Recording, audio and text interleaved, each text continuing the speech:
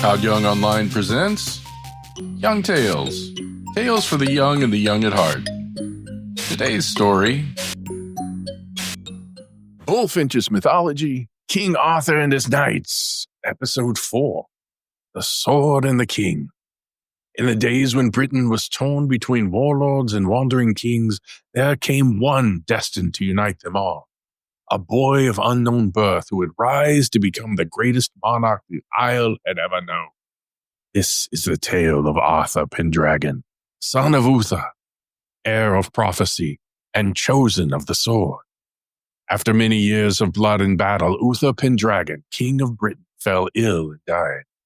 The kingdom was left leaderless. Barons and princes quarreled over the crown, each claiming right by blood or conquest. No man knew of Uther's son, for Merlin had hidden him at birth. Raised in secret by Sir Ector, far from the court, the boy knew nothing of his royal blood. He was page and squire to Sir Ector's son, Sir Kay, all known to all as Arthur of no name. Yet heaven had not forgotten the promise made to Britain. On a Christmas morning, as the nobles gathered in prayer, a great stone appeared in the cathedral door.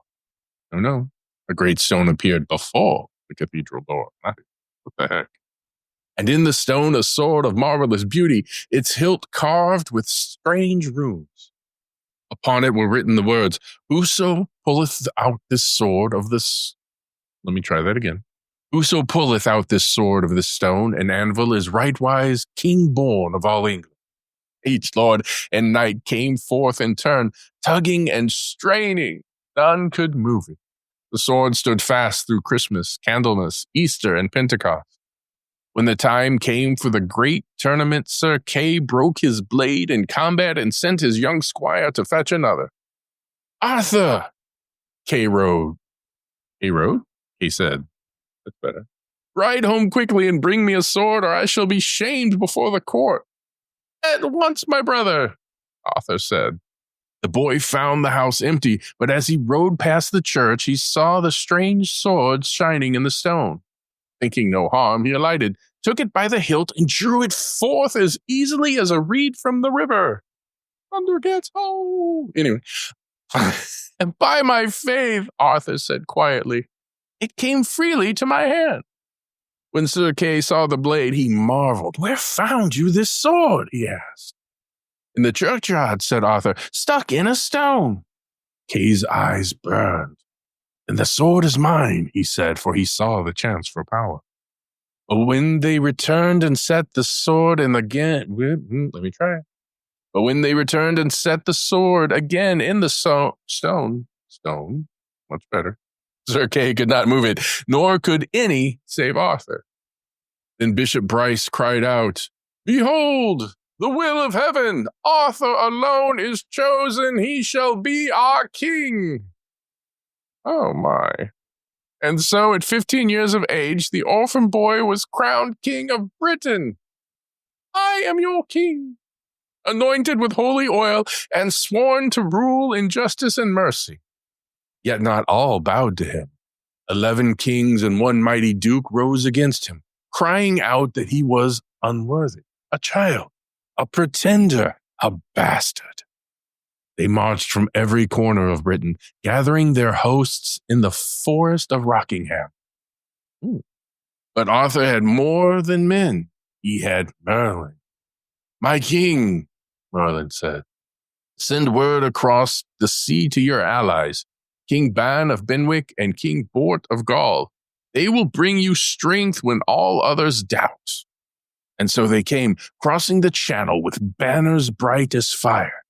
Together the kings met the rebels in battle, and when the enemy encamped, Merlin worked his craft.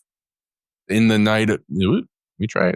dark of the night, he spoke words no man could understand. And suddenly all the rebels' tents fell flat as leaves before a storm.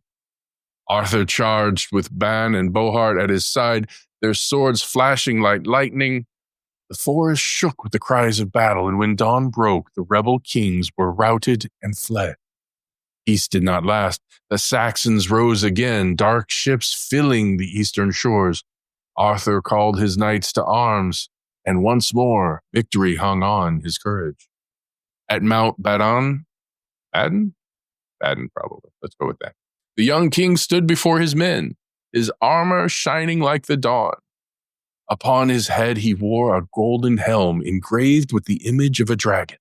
Over his shoulders hung his shield, Freewind. They named his shield, painted with the Holy Virgin. In his hand he bore Excalibur, forged in Avalon, a sword of peerless strength. He called upon her name, Mother Mary of God, and charged. Through the press of battle he struck down hundreds, his knights fighting beside him until the Saxons broke and fled. And from that day no enemy dared set foot upon his shores for many years. Years later, Merlin counseled Arthur that his reign would not be complete until he took a queen worthy of his crown. Seek the daughter of King Laodegan, said Merlin, for in her beauty and her courage your fate is written. Her name was Guinevere. When Arthur came to her father's court, he found it besieged by the pagan king Rience of Ireland. We're going with Rience. Without revealing his name, Arthur rode to battle beside the king and turned the tide with sword and spell. Guinevere watched from the walls as Arthur struck down a giant warrior in single combat. She whispered, "If I could choose my husband from all the men in the world, it would be this noble knight." Giggity. When peace was won, Arthur revealed himself, and Laodegan, seeing heaven's will, gave his daughter's hand to the king of all Britain. Their wedding was held with 7 days of feast and song, and the people rejoiced. Then Arthur gathered his knights, brave men from every land, and seated them at the round table, crafted by Merlin's art. There they swore the oaths of knighthood, to show mercy to the weak, to protect all women, to flee treason and falsehood, to fight for the right, not for the reward, to never take battle in a wrongful quarrel, and above all, to live and die in honor. And so the Fellowship of the Round Table was born, a brotherhood bound by loyalty and virtue, stronger than any army. One day as Arthur rode with Merlin through the hills, he was challenged by a knight who kept a narrow pass. None shall pass. They fought fiercely, but the stranger's sword broke Arthur's own blade in two. Merlin cast a spell, sending the knight into enchanted sleep, and led Arthur to a quiet lake glimmering under the sun. "I have no sword now, Merlin," said Arthur. "Then look to the water, my king." In the midst of the lake, an arm clothed in white silk rose from the depths, holding aloft a sword bright as crystal. Arthur and Merlin took a boat and rowed out. Arthur grasped the hilt, and as his hand closed upon it, the arm sank slowly beneath the waves. "It is beautiful. What name shall I give it?" Arthur said. "Its name, my king, is Excalibur." Dun, dun, dun. Yet not all of Arthur's battles were fought against men. In Brittany there dwelt a dragon. Wait, what? No. In Brittany there dwelt a giant on St. Michael's Mount who had carried off the Duchess of Hull, to devour her. When Arthur heard of this, he took only 2 knights and rode by night to the mountain. He fought the giant by a great fire. Gnawing the limb, he found, not fought, oh my. He found the giant by a great fire, and that makes sense. Gnawing the limb of a man, around him lay 3 maidens bound in chain. Arthur drew Excalibur and cried, "Monster, this night thou diest." The giant rose, huge as a tower, and struck at Arthur with a club so heavy it shattered the king's coronal. But Arthur drove his sword into the creature's belly, and they wrestled together until they rolled down the hill, locked in fury. At last Arthur smote him through the heart, and the giant fell dead. Arthur commanded his head be set upon a spear for all to see, and built a chapel upon the mountain in thanks to God. Thus, St. Michael's Mount bears his name to this day.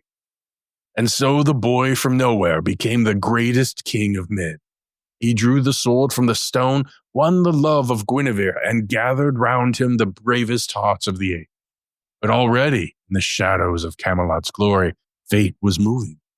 For every light casts a shadow, and every kingdom faces its fall. But here's where we end for today. Young Tales is produced and narrated by Todd Young from Todd Young Online. If you enjoyed this, please like and subscribe and join us next time for another story. Thank you for your support.